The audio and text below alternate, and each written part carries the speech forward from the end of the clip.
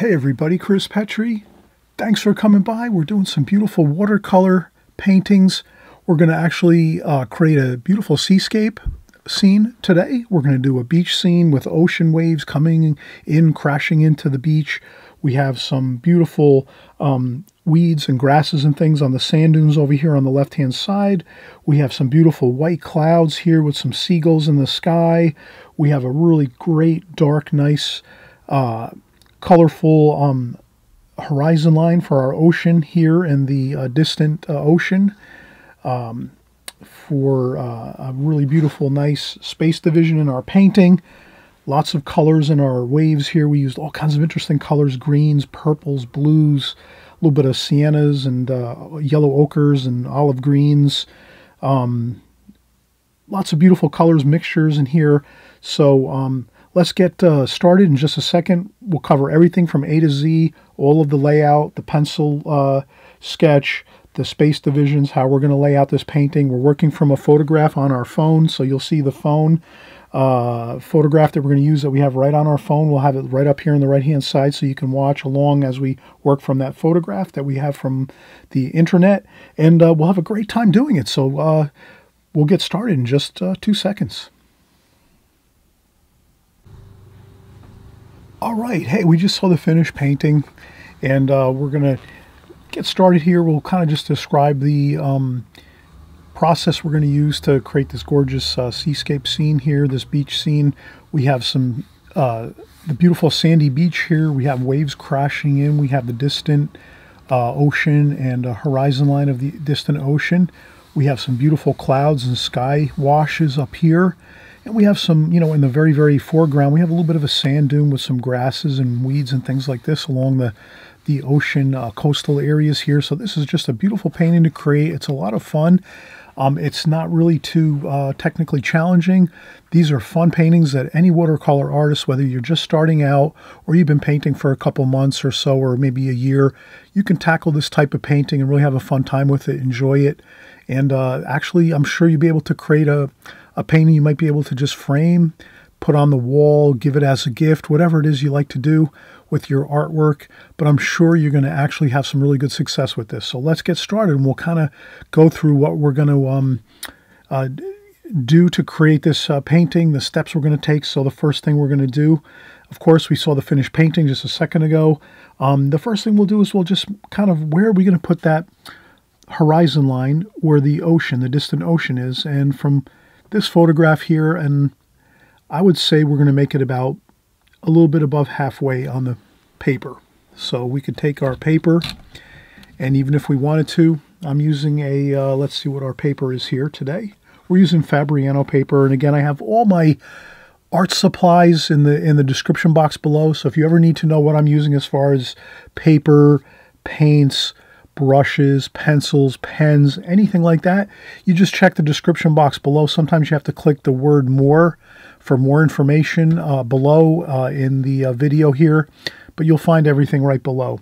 So this is a 10 by 14 sheet of paper, and again, it's Fabriano paper, studio watercolor. It's called Fabriano Studio Watercolor. Excellent paper for the watercolor artist, and it's not the highest end of Fabriano paper, so it's affordable. And all right, so let's take a look now. So we said we have 10 inches here.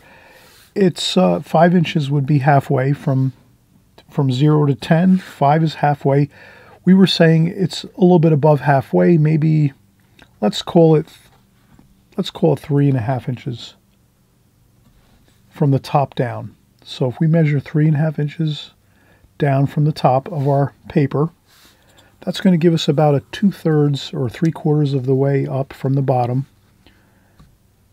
And then all we have to do is just go across with a level line here. You can measure this from both sides. You can say, okay, what do we have here? We have 3.5 inches. You can come over here, do the same thing. You measure 3.5 inches here. And then you just line up your ruler on both of those hash marks, 3.5 inches here, 3.5 inches here, and that gives you the perfect level line all the way across your paper. And that's really all you have to do as far as the design of the painting. Everything else is going to kind of just fall into place. It's going to be more or less pretty straightforward. We're just going to create a little bit of light sketching to get our waves, our crashing waves coming in, and then some of our sand dunes and weeds and grasses and things over here on the left-hand side. So I'll just do a darker line again to make sure we can see this in our video here. So I'm going to go across with that darker line like that. Okay, so that's again about 2/3 of the way up. 1/3, 2/3, 3/3. So it's 2/3 of the way up from the bottom. That'll be our distant ocean horizon line. And then if we look at our photograph, we can kind of see that maybe a little bit down from the top of the horizon line of the ocean, we're starting to see some of those crashing waves. So I'll put some of those lines like this just to give me a little bit of an indication of where I'm going to need to make some of them beautiful crashing waves coming in over here a little bit too, like that. Okay, just a little bit of indications, light pencil lines. Then we kind of know that from here we're going to have a little bit of a sand dune over here. I'll make a very light type of a sand dune, just a little bit of an angle across the painting, maybe from here a little bit below the waves coming in, a little bit, maybe a third of the way up. So if we were to say 1/3, 2/3, 3/3, so 1/3 up, 1/3 of the way up, that'll be the sand dune, where you kind of have the sand dune coming over here this way, and it comes across here.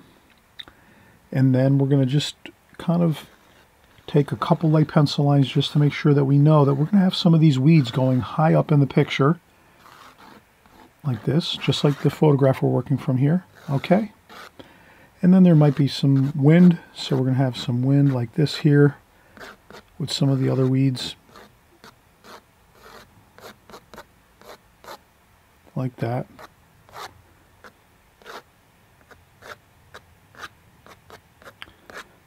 There we go, just some indications.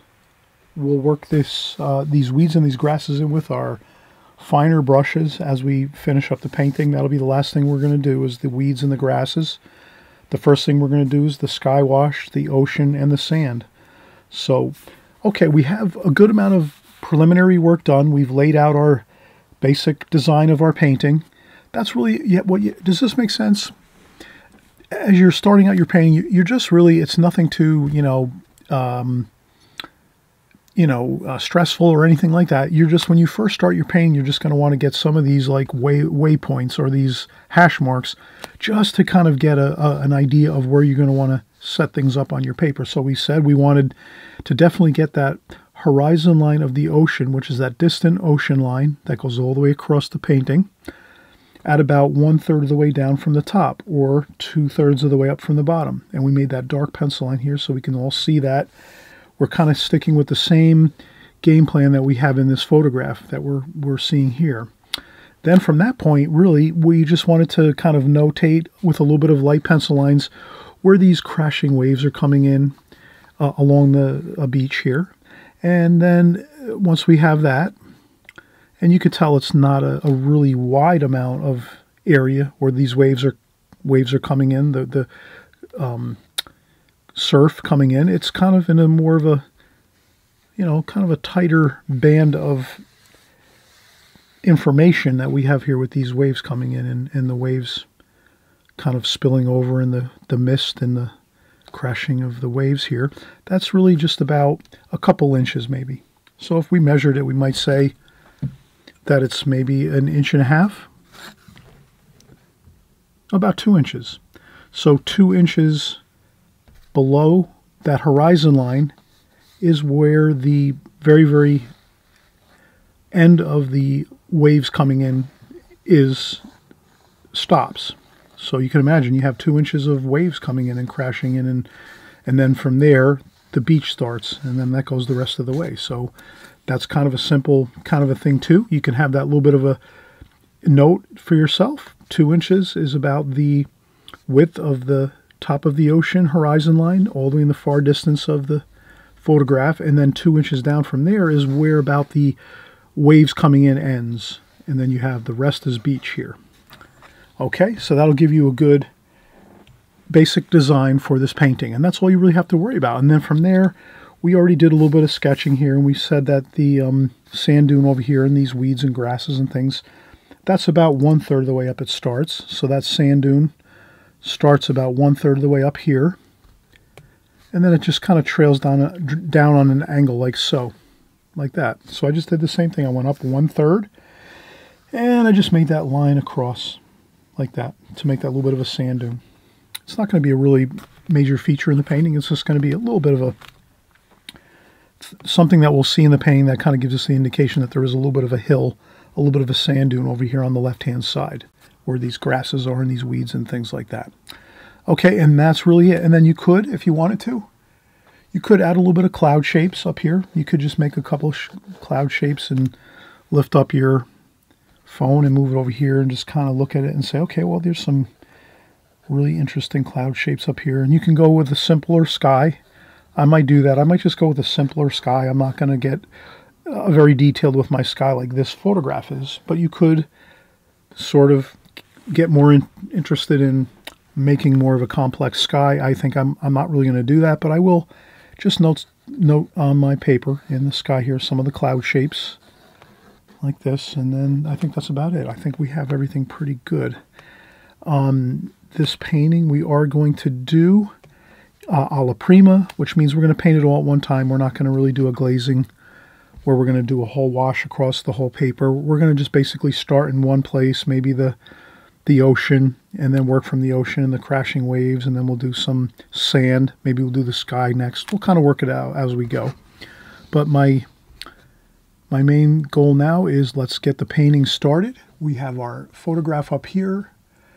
I'm going to start with the distant horizon line here of the ocean, and then we'll start there and work our way through the painting, and we'll kind of just go with the flow and see how it goes. It's really, that's what's fun about doing the alla prima method, is you kind of start in one place and just start working through your painting, and you kind of just enjoy the process. And you know, you're kind of probably looking to do some of the darker darks first, which is what I want to capture, some of the darker darks in the painting, and then from there we can do the lighter lights as we go.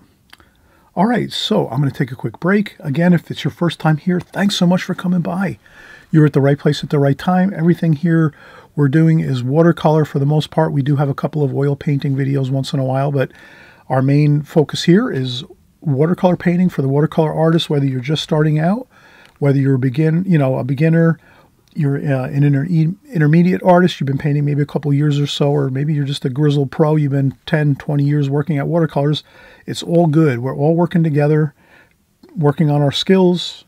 I'm putting out as much information as I can that I have as far as my knowledge of watercolor painting. Hopefully everyone can pick up a little something here and there once in a while.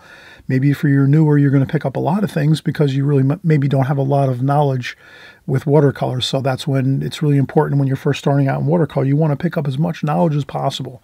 Knowledge is power, and that's what's the key here, is you're going to gain a lot of knowledge by following along in the videos. And I always mention, if you can subscribe below, you'll be really at an advantage. You'll always see the new videos coming in that we're creating here on my channel. So you can just click on the subscribe button below on the right-hand side.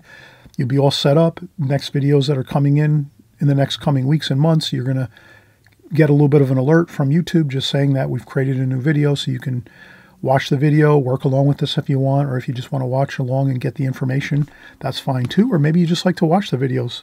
In any case, you're the artist. You're going to figure out what your game plan is as far as watching and when you're going to work with the videos, or just watch and gain information, and how much time you have to allocate towards your painting and drawing in watercolor. But in any case, let's take a quick break. We'll come back and we'll start our painting.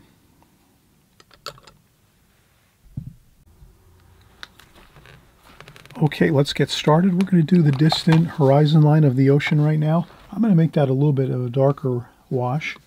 So I'm going to go right in with some French ultramarine blue. And again, all my art supplies are down below in the comments section below. The colors I use, the brushes, the papers, everything is there. So you can peruse through that at your own paste. So I'm going to use French ultramarine blue, a little bit of burnt sienna, a little bit of cobalt blue. And then I just want to get a good dark, you know, as far as tonal values, this distant horizon line of the ocean, I'm going to make it a little bit darker.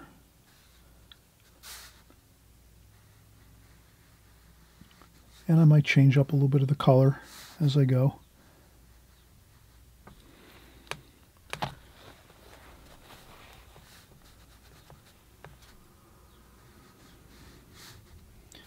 Maybe there's a little bit of green mixed in there.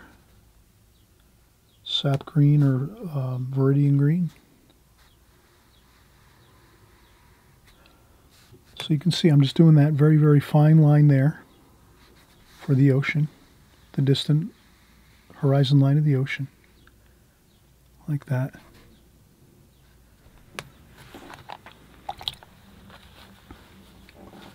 Yeah, maybe I'll go with some olive green.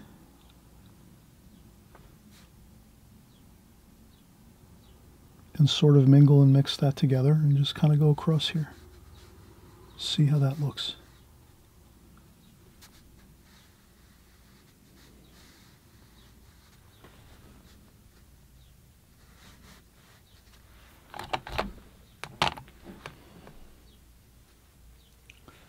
And again, a little bit of olive green mixed along the blue, that darker blue mixture there. And then I can kind of just smooth it out. Go across like this.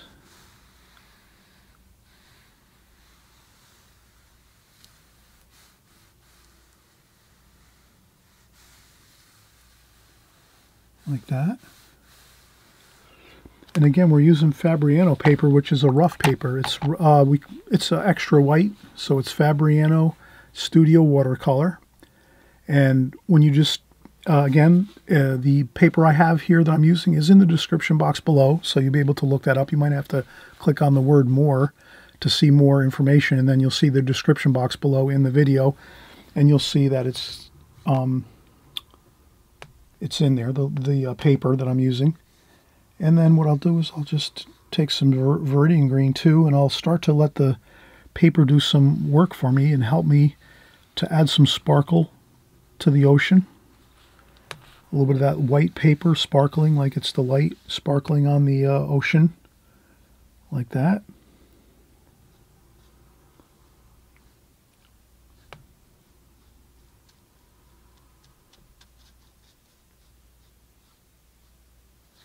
Like that.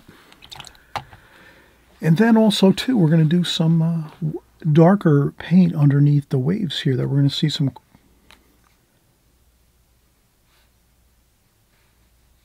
We're going to see a little bit of that darker wave action up here.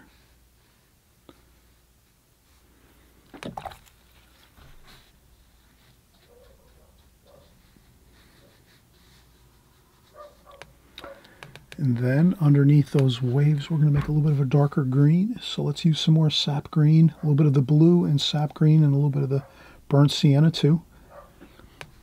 And we're just going to do a little bit of the darker darks here. You can kind of see I'm just going to scrub in just a little bit of that dark here.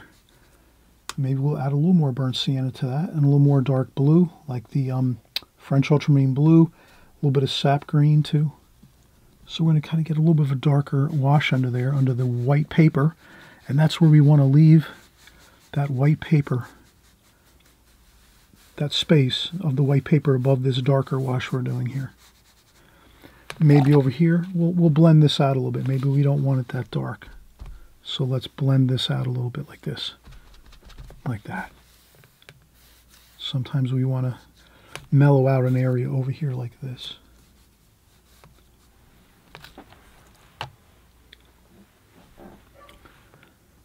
Okay, so when you add in these little darker areas like this,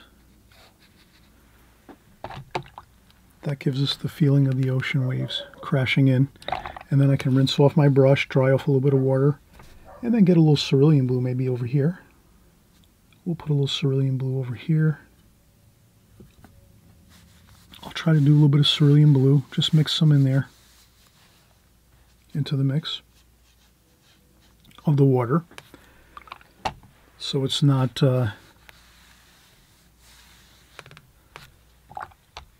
gives us a really nice feeling of mixtures of colors, right? We've used quite a bit of nice mixtures of colors here. We didn't just stick with like one or two blues or something like that. You can kind of see we used the French ultramarine blue and cobalt blue in the very, very top of our ocean horizon line with a little bit of the burnt sienna to give it that little bit of a darker tonal value. Then as we started working down with our ocean, we added in some olive green and some more blue, French ultramarine blue, a little bit of cobalt blue, and now we're adding in a little bit of cerulean blue to it, and that's fine. And then we'll take some of that cerulean blue and we'll do some splashing for the waves, the crashing waves coming in. So all you have to do is just go along the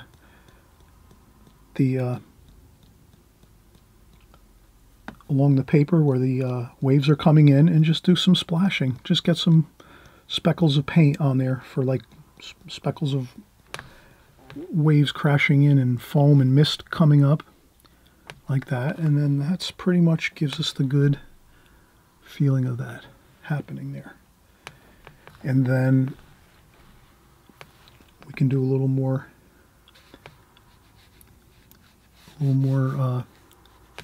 lines here of waves coming in like that. Just a few. And then we can even start going in and getting some raw sienna and a little bit of yellow ochre. And we're going to start mixing in some of that golden sand color right along here. And I just lightly, you can see I'm scrubbing it on. I don't want to just completely put a wash on the paper. I want to scrub it so that there's some white paper left like that. So I want to leave some white paper showing. So I'm just kind of lightly going across the top of the paper with my yellow ochre and raw sienna to give me that sandy kind of feel along the sand here in the foreground. And we can even add in a little bit of a tiny bit of alizarin crimson to the sand, just to give it that little bit of a more warm feel to it, like that.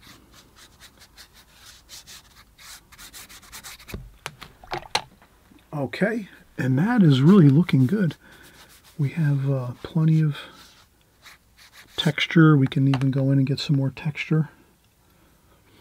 We'll do some speckles here, just like that, sand. So if we just speckle on some paint here in the foreground, a little bit over here, if some of the spots that you make and you create don't look great, you can always lift up with a tissue and just blot up a few spots, but I think for the most part that looks pretty good.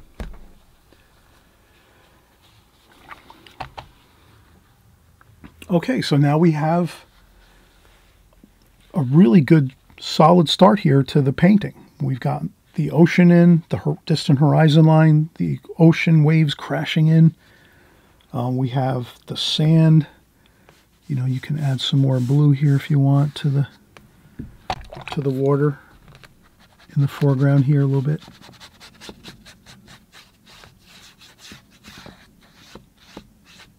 Like that.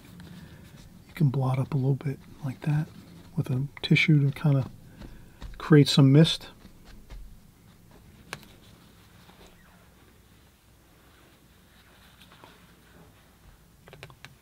A little more sand if you want.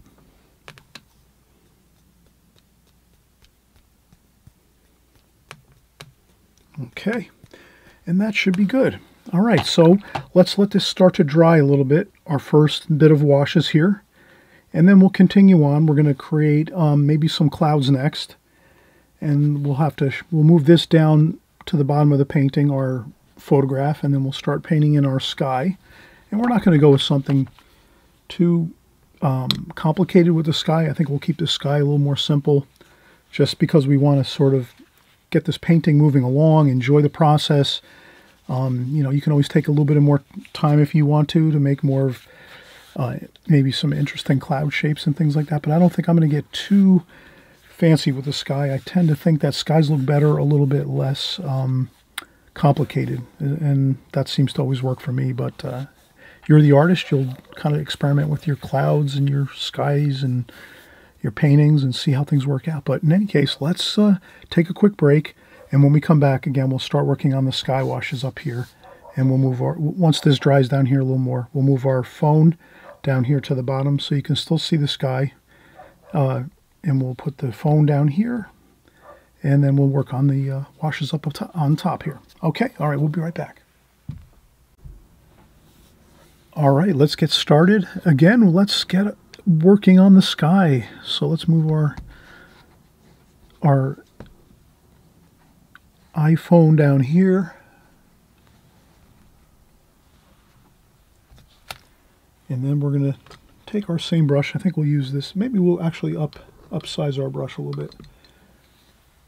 So I have some fresh clean water in my water container. And then I'll use a little bit of a larger brush. This is a number 12 Da Vinci travel brush. So we'll kind of do this. What we'll do is we'll take the fresh clean water and kind of start our sky out with a little bit of fresh clean water on the paper.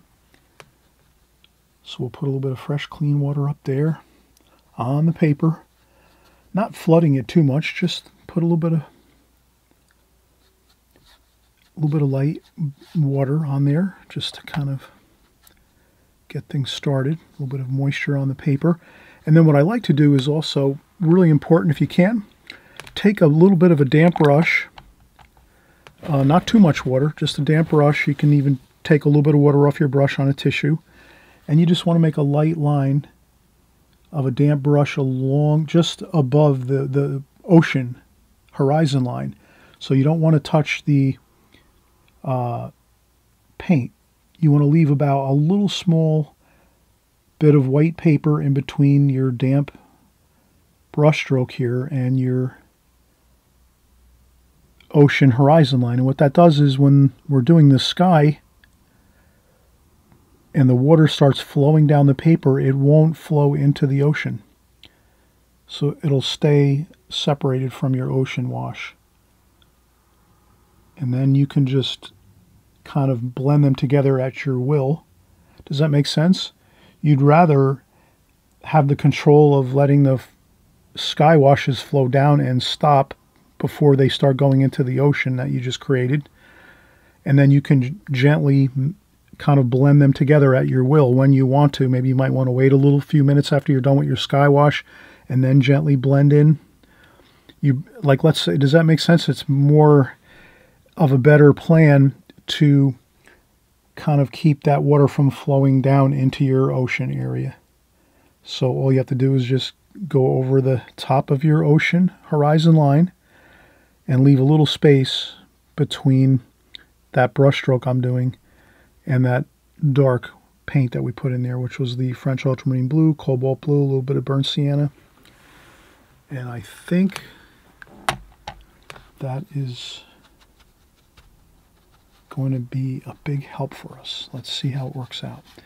Okay, so now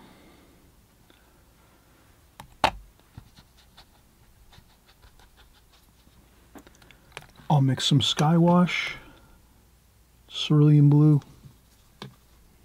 I'm leaving some of those leftovers in the palette there. Cobalt blue, like that. Lots of water, and let's just get the paint flowing on the paper.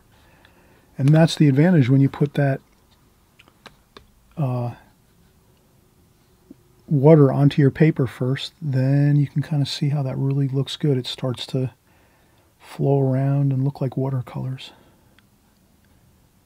And then if you have anything going too aggressively, you can lift it up with a little bit of tissue. If you want to keep some clouds in here, we'll do some clouds on the top here, like that. So if you want to leave some clouds in there, you can do that. You can leave some clouds in there, and then you can come across here.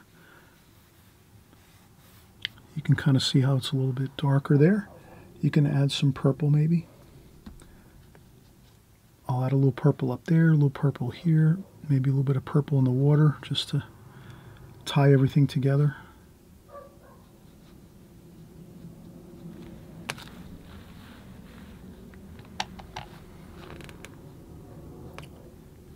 And I can see here these clouds are kind of going to the right, so I'll go in here, maybe a little bit of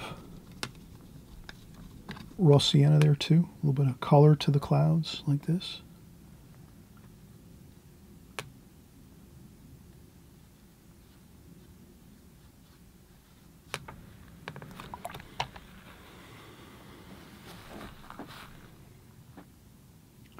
And then as you can see, we left that space between the ocean and the sky.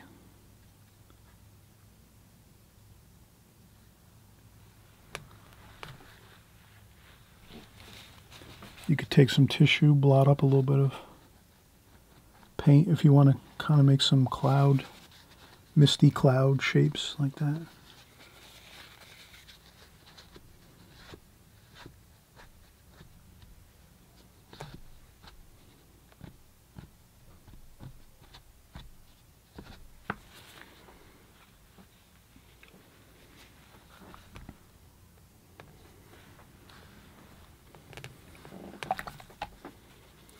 Maybe I'll add a touch of cadmium orange here. Just a little bit of cadmium orange, and I add a little bit of that to the horizon line here. Not a lot though, just a little bit along here. But I have to do this quick now. I have to really get this in now. I can't wait another minute or two and then start to put this in, because watercolor is sometimes a medium where you have to kind of work quickly. You'll notice that. You'll work as you go. It's always a learning curve that you get when you're working with watercolors. So as you work with watercolors and you're putting more time into it, you'll start to kind of get the feel for it. It's a feel thing, really, and no one can really give you the answers to a lot of questions you might have when you're trying to work with watercolor and you're trying to figure out how it works all the time. It's really just a matter of when you're working with it, you just sort of get the hang of it. And you say, oh yeah, I've got to get my washes in a little quickly before they start to set up and dry, so that because if I add too much color and other washes on top of washes that are starting to dry that I've already put on the paper, that can add some really, like, it causes problems. It makes the washes look a little bit messy, and they sort of start to have unpleasant looking marks on the paper. So that's where you have to experiment, and you'll see how it works out as you go. So it's just a little bit of time. Give yourself a lot of patience when you're working with watercolors. It's not easy. Watercolors take time to learn. All right, so we have that there. You can even take a little bit of that orange and maybe put a little bit up there, just to kind of give a little more balance to the painting. But again, you have to be careful when you're adding in some extra colors here and there, that it's not too far when the paint is starting to dry. So that's why working kind of quickly with watercolor really helps out. Okay, so now we have the sky washes in now. We have the ocean. Again, really critical thing, we noticed that if we put that little bit of a damp edge along the top of the ocean, now we're not having a lot of that water from the sky flowing down and going into the ocean area. So now we can just let that sort of sit there for a while, maybe for 10-15 minutes, and then maybe after 10-15 minutes we can gently blend those two edges together, the sky with the ocean, the distant ocean horizon line. Does that make sense? You know, waiting on that, if you have more time to work with that and give yourself that little bit of a damp line across there, that just helps things from flowing into each other when you're working with watercolors. And you can use that method and that technique of putting a damp edge along different areas of where you're working on your watercolor paper in all types of situations, not just skies and oceans. You know, you can get creative with it and try it out in different areas of your painting. Sometimes if you want to, you know, try it out in different styles. Maybe you're doing a city scene where you're painting buildings in a sky and you don't want the sky to flow, washes to flow into the buildings you're painting. You might do that same idea of making a little bit of a damp edge. Or if you're doing still life paintings and you want to go around your bouquet of flowers with a damp edge so that you can put your background colors in, and so they don't flow into your flowers and things. So you can kind of work with that technique and that method with a lot of different things that you're doing in watercolor, not just this situation of sky and the ocean. It can work in a lot of different applications. Okay, all right, so we are really almost completed now. All we have to do is let this dry a little bit, let this set up. So we'll take a quick break. You can use a blow dryer at this point if you want to keep working through the painting and not really stop for a break or anything like that. You can do that. But we'll let this all dry, and then we'll start doing some weeds and grasses and things over here on the left-hand side, just like we see in the photograph here, along this dune here, this sand dune. And maybe we'll do a little bit of detail work in the sand, maybe a little bit of these bits of shadows and things like that in the sand that we're seeing here. But I think we're pretty far along here. Maybe we're 90% complete now. We just have to do a few more things with the grasses on the sand dune here and the weeds, and we'll be all set. So let's come back in just a minute or two, let this dry, or if you're going to let it dry, you might have to wait a couple hours or so. Or you can use a blow dryer, and it's only like about 5 minutes maybe, and you can get it dry enough where you can start working again on everything. Okay, all right, let's come back in a few minutes. All right, so we used the blow dryer. We got the paper nice and dry, especially over here on the left-hand side. Next thing we're going to do is let's mix up some paint for our grasses and weeds here on the left-hand side of the sand dune. So I'm going to go in and grab some burnt umber, and I'll just mix it all the way across here because we're going to use a larger brush here in a minute. We'll show you. We're going to use a Hake brush. We'll use some sap green, some cerulean blue. So we're going to just kind of mix some good warm and cool colors. Cerulean blue, sap green, a little bit of burnt umber, a little bit of French ultramarine blue. Kind of just a nice mixture of warm and cool colors like that. I use my larger round brush to mix up the paint, and then I set that aside. Then I get my Hake brush, which is basically it's about 1 inch to 1.5 inches wide, and then I take it, dampen the brush, and then splay out the hairs like this. This is a great brush. I think I have it in the description below. And we just load it up with some paint like this, and we get some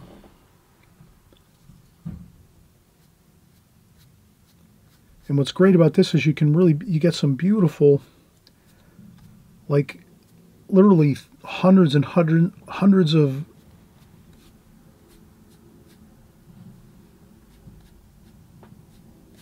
weeds and things like that, and grasses in just a few little, like that. So this is a really fun brush.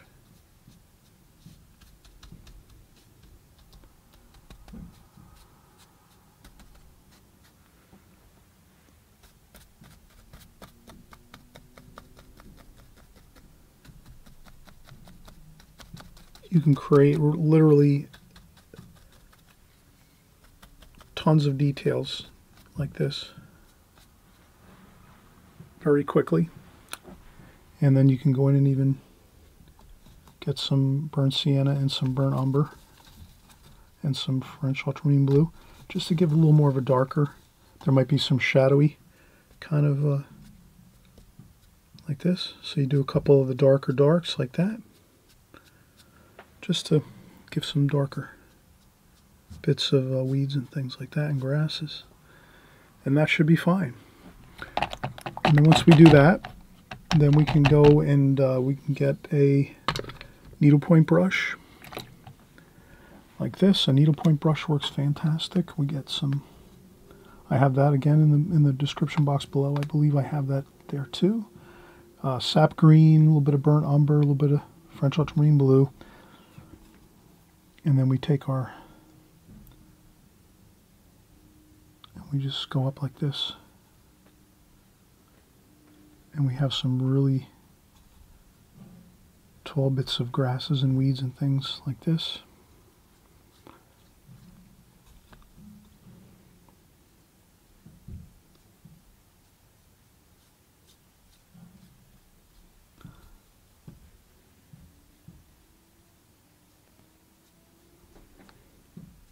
Like that.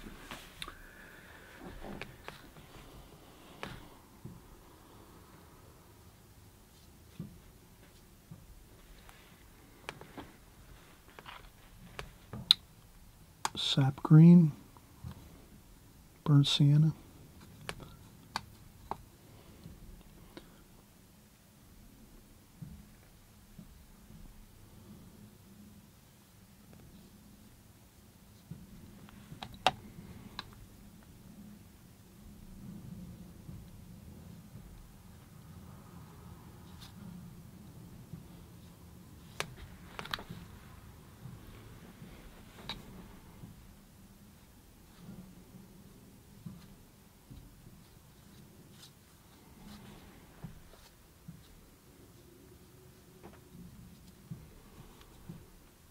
You can make them a little thicker. You can make some of these weeds and grasses and things a little thicker. You know.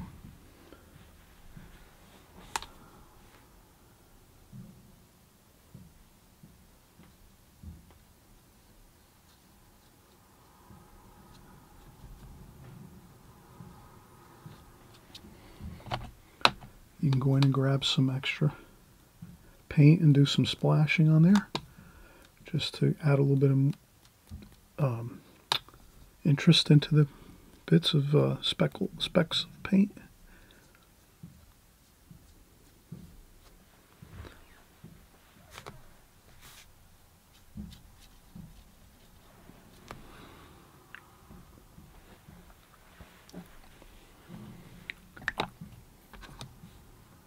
And you can even go in and grab some more of a larger brush like this, a large round brush like we were using before, the number 12. A little bit of that. And you can add some splashes like that. And if they kind of get a little bit, you know, splash around, I like to maybe make some splashes along the bottom and make some darker washes along the bottom of the painting like that. And then you can always take a tissue and blot up any spots that maybe you're not totally happy with. You can just quick lift them up.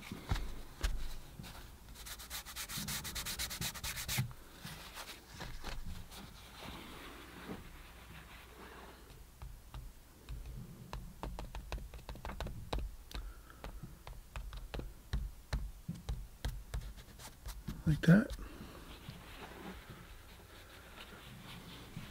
And that always looks good if you have a little bit of an area of, you know, grasses and weeds and things, and it's a little darker.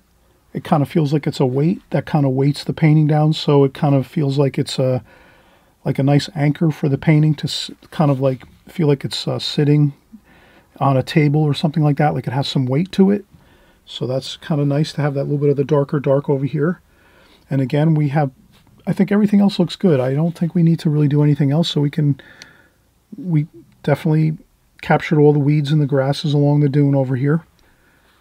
And I think this is good. It's a good completed painting. We could add maybe a couple seagulls.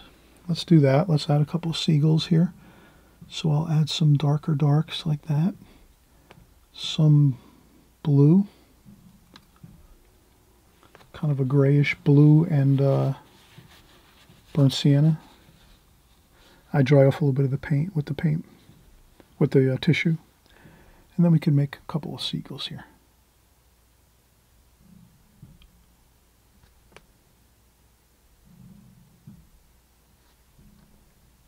Like that. Just a few. Like I wouldn't do too many, and maybe a larger one up here. And if one doesn't come out good, you can always blot it out. Don't be afraid to blot out something with a tissue if you feel like it doesn't look perfect, if you want it to look better. So there we have a couple, and then maybe up here we'll just do one like this. Like that.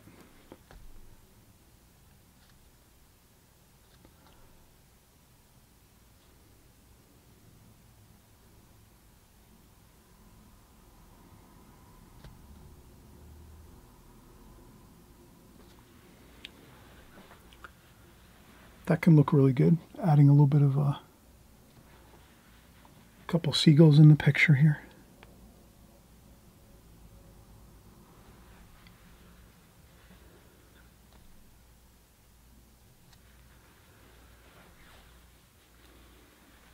All right, thanks so much for coming by. Please subscribe on the right-hand side below. If you haven't subscribed, and if it's your first time here, welcome. Thank you so much for coming by. You're at the right place at the right time. If you're starting out in watercolor and you want to create beautiful watercolor paintings, if you stick here on my channel, you'll just learn all the fundamentals as we go. I try to cover all the fundamentals every single video I create so that there's never any question about the basics of watercolor as we're creating our paintings.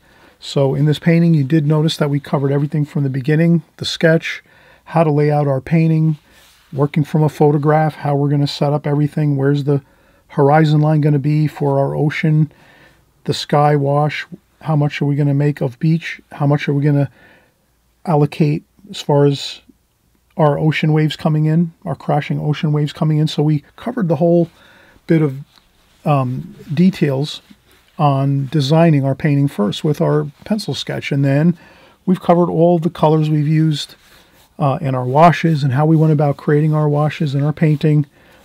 Some other techniques, of course. So, again, thanks again for watching. We'll see you soon on another video. Okay? Bye-bye.